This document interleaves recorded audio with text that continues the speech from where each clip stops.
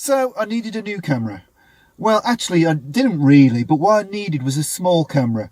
My main system's a Nikon Z. I use the Z7, the Z5, a couple of primes and the 24-200mm. And you know, it does everything I need for my proper work. But what I wanted was a small camera that I could literally just sort of throw in my pocket or throw in my bag on family days out. Or maybe, you know, when I'm just doing a small walk and I'm not really taking proper photos, you know, just in case. I needed a just in case camera. And I also wanted a camera that I could actually record some video with, because I'd like to do more videos.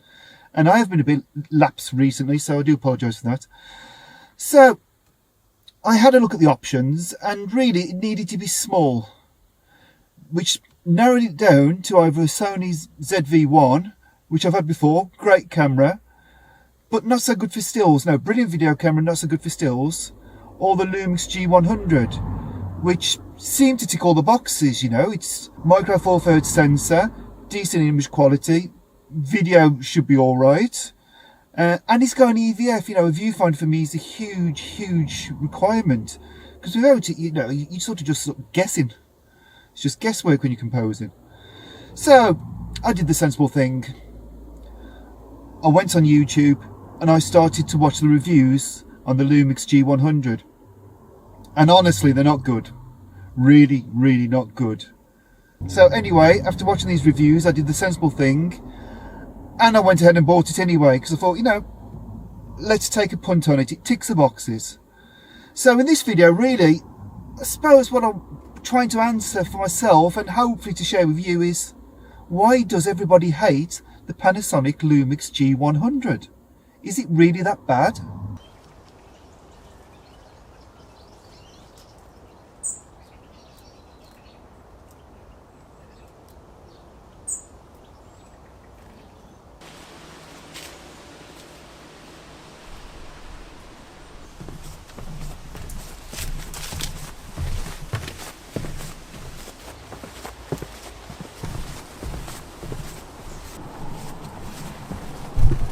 So let's talk about the 4K crop, because let's face it, this is being sold as a vlogging camera. So why on earth has it got such an extreme crop? Okay, I'm on 4K, no stabilisation apart from the lens stabilisation. It's doable, probably a bit shaky. I'm on face detect, whether it's keeping hold of my face I don't really know. So what I've done is I've changed the custom settings so I can have it either on 4K crop, or I can go to C2 and then I can switch to into 1080 with stabilisation on. So hopefully it's looking a bit more steady now, and it seems to be tracking my face okay. But you know, really, on a camera designed for vloggers, surely it'd be really useful if 4K wasn't cropped, so we didn't have to resort to going to 1080. You know, I'm not a vlogger as such, so really it doesn't worry me too much. But it's not a perfect situation really, let's face it. And it is a big downside of this camera. But you know, for me it's workable, and I think that's the point of this camera. It's going to have limitations, it's small, but it works, and hopefully you can hear me okay. The introduction I filmed in the van using the inbuilt mic, but now I've actually switched to the into a Rode mic on top, which hopefully is not sounding too bad. But as I say, it's a small camera.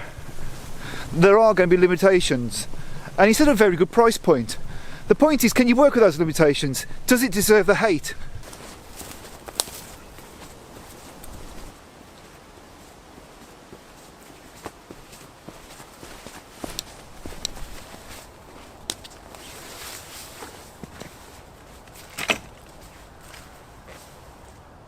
Now, I've only had the camera for a couple of days, so it's probably too early for me to give any real comments about the autofocus.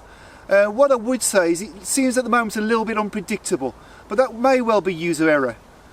When I was filming the birds earlier, it definitely focused somewhere I didn't want it to focus, but then when I took a little bit of control over it, it seemed to do okay, you know. And I think with the walk-in shots, I'm hoping it seems to be tracking me okay. You know, I won't really know until I see this footage which you've just seen, so you know, you can judge this as well as I can. But really, as I said earlier, it's about compromises. This is being marketed as a vlogging camera, but is it fair marketing it as a vlogging camera when really it's an all-rounder? And I think that's what appealed to me about the camera, is that it will hopefully do everything I need for video. I'll openly admit it's not going to be the best on the market. The ZV-1 was amazing autofocus, it used to lock on my face perfect. But then there was no EVF, which, you know, whilst I could take photos with it, as I said in the van, it's a bit like just sort of guesswork on a composition. If it's a bit bright and you can't see that screen properly, it is pure guesswork. You know, you're hoping your composition right, you're hoping nothing's blown out. Now, talk about blown out, obviously this has got a larger sensor, which theoretically means the image quality should be that little bit better. Now, whether you'll actually see on the small size print, probably not, and you probably won't see on social media at all, or any sort of web use. But you know, for me, I wanted a camera that I could carry around and shoot video, but also shoot stills if the need arose. Because it's great using my phone, but really, if I take a photo of my phone, I'm not going to do anything with it after. I won't even put it on social media, you know. I just don't like the phone look, you know. Like technically, photos are fine, but it's just not what I want to do. I'm a photographer, so, you know, I want a little bit more control. So Micro Four Thirds did appeal. Now, the size of the camera is amazing, you know, it's really not that much bigger than my ZV-1 was. But the problem is, it's a double-edged sword, because the camera's small, it's compact, which makes it very fiddly. So, you know, when you're trying to change settings when you're shooting stills, or shooting video even, it's so easy to knock something and to, you know, to accidentally press a button you shouldn't be pressing and for something to change. So, you know, that does slow you down a bit. But to give you an idea of my mindset and my chain of thought, when I bought this camera I was actually looking at the Nikon ZFC as well at the same time. But when I put it in the camera size website, it actually wasn't that much smaller than my Z5. You know, it was smaller, it was lighter. There would have definitely been a lot of benefits for it. But it wasn't small enough to literally want to just take everywhere with me. And this camera looks absolutely ideal for that, you know. It's diddy. Absolutely small. My 6-year-old can pick it up and it looks absolutely well suited for his hand. Which, I don't know if it's a good thing or bad thing. All I will say, you know, it's better to have a camera with you than not have a camera at all. Holding that thought, let's magically transport ourselves to the coast and take some stills.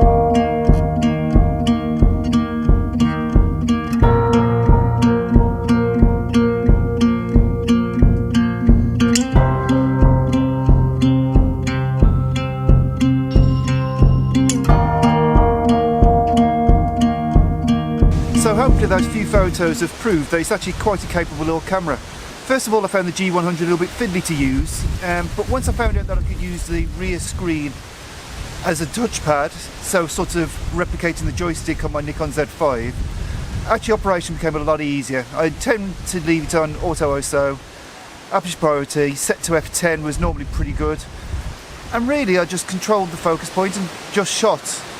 So really the question is, will it replace a phone for stills, you know? Well, a phone you can fit in your pocket, but I'm pleased to say that the G100 will also fit in my pocket. So really, that's pretty much a draw. And for me, having a larger sensor sort of wins quite a lot on that front. But does the image quality hold up? And so what I've done, I've taken 2 shots, pretty much identical viewpoints, one with the phone and one with the G100, and I'm going to put them both up now. And now if we have a zoom in and have a look around, sort of looking at 100%, and I'm going to let you try and work out which is which, and at the end of this video I'm going to put up the iPhone shot so you will know. Now, I'm not new to the Micro Four Thirds system at all. My first ever mirrorless camera was actually Micro Four Thirds. It was an Olympus EP1 I believe. I quickly went to the EM5 Mark 1, the M5 Mark 2, but I found the image quality a little bit lackluster. Now, at the moment, I'm finding the sensor in the G100 is a lot better, and I'm finding this really encouraging. It's making me think that perhaps Micro Four Thirds isn't dead like everybody keeps saying, and there is actually a lot of scope and a lot of reasons why you would want to use a small sensor. So really, my takeaway from this is the video quality I'm actually really impressed with. So I primarily bought it for a video camera, and it's working faultlessly. I don't really have too many issues. Okay, mate, perhaps the 4K crop is a bit of a pain if I'm going to be walking around and vlogging, which I'm not, so it's not really the end of the world. And perhaps the autofocus on face detect could be a bit more reliable sometimes, but I'll let you judge that one. This whole video was shot on the Panasonic G100, you know. Is the quality good enough? But the stills has been the big surprise for me. I actually really like the stills, and I think, especially mono conversion from them, it's beautiful, and I'm really pleased with it. So, my only downside of this kit, really, that I found, is I had it bundled with a 12 to 32mm lens, which is a great little lens, and the image quality is actually surprisingly good. But it just needs more reach. You know, 32mm, which is like 64mm equivalent in 35mm terms, it's just not enough. So I will consider getting a larger lens, and I might even consider getting another Micro Four Thirds body, and just keep this for a video camera. But honestly, for the £530 I paid for it, this Panasonic G100 kit is amazing. Ticks all the boxes, and in my opinion does not deserve the hate. I hope you've enjoyed this video, and if you'd like to see more content, please press the subscribe button, and if you liked it, press the like button, and I'll see you again soon. Thanks for watching.